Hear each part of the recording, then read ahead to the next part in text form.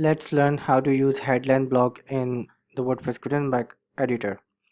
So to add a headline block, you can either click on the block inserter icon at the top and search for the headline block and select it, and it will add an empty headline block where you can write your headline text simply. So this is one way to write an headline block. The another way is by hitting the enter, and from this empty paragraph block write /, and it gives you a little block inserter where you can search for the specific block by writing its name. So simply keep writing headline. So you see this, by clicking on this it converts this paragraph block into a headline block, and again you can write your headline here. So another way, which is a markdown way, is to start your text by typing double hash symbol and hit enter, or whatever you call it, number symbol. And when you hit enter, space, sorry, so it converts the paragraph block to a headline block. Now this is the H level 2 of the headline, so you can change the headline levels here, which I'll show you shortly. So suppose you need to write a H3 headline, so you need to type 3 hash symbols and hit space and write your headline. It converts it to the H3 headline block. So these are few ways you can add a headline block in Gutenberg. Now let's have a look at what options we have for a headline block. So each block in Gutenberg, as you might know, has some options in the block toolbar and some in the sidebar. So let's first look at the toolbar options. So the first one and the second one are same for each block. These two options are available for all the Gutenberg blocks. So the first one shows you the options or blocks this particular block can be transformed to. So the headline block can be transformed to a paragraph block, code, group, or pull quotes. So what this does is, suppose you write some headline text, then realize you don't need it as a headline, but you need it as a paragraph. So rather than removing it and adding a paragraph block and then writing the same content over again, you simply need to click on this transform to paragraph option, and it converts this block with including the tags to a paragraph block. The next option is the block mover control, which allows you to move a block up or down, or you can also drag a block to another position like this.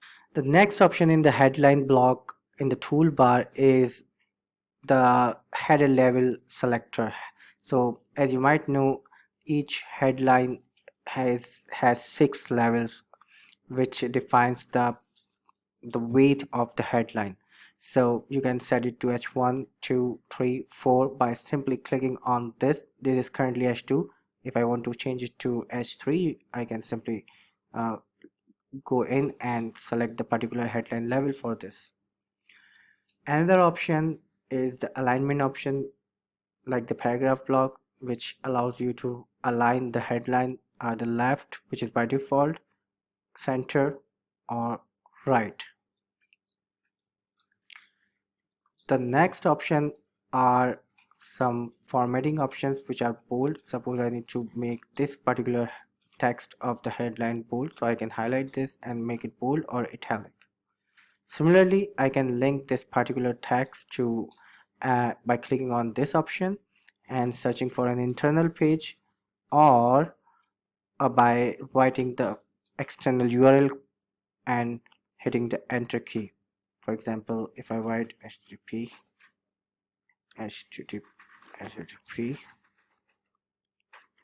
google.com and hit enter, so it links it to the Google. And when I click it on it again, so it shows me this link component, which allows me to edit this link. And also there is another option which makes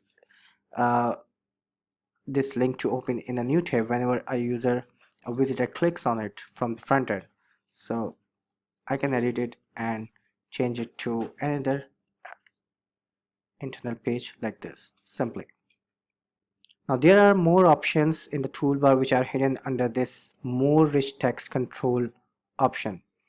These allows me to add inline code, inline image, and making a text strike through like this, or a superscript. And the most interesting one is, suppose you need a dual headline, so headline block. So suppose I need to make block a different color, so I can do this by clicking on the text color and making it purple, for example.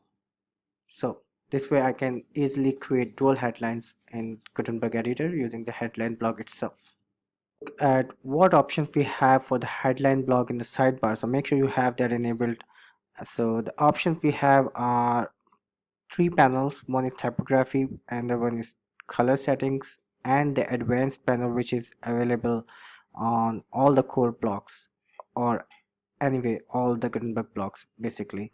So here you can make it an anchor, or assign an additional CSS class to this particular headline for the sake of some custom stylings. So let's see what we have in the typography panel. Typography panel, you simply has the option to adjust the font size of this headline. So you can either choose from a predefined presets which adjust the font size here, or you can simply use a custom size by either typing it here or using the stepper control to increase or decrease the font size.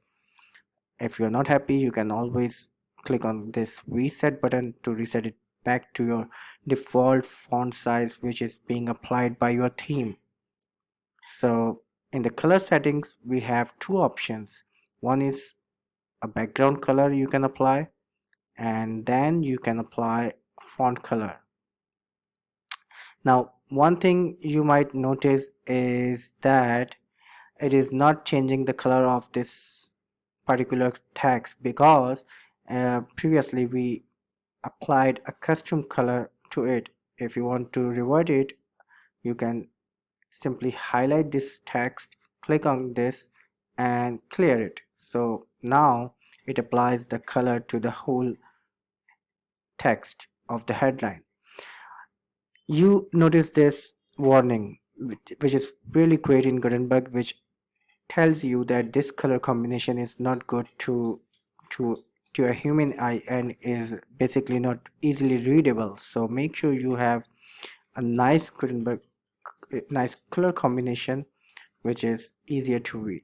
So now these are the options, and if you close the color setting panels, you also see indication of the colors applied to a particular headline. As you can see, these two colors, one is the background color and other one is the text color. So these are the options we have for the headline block in the sidebar.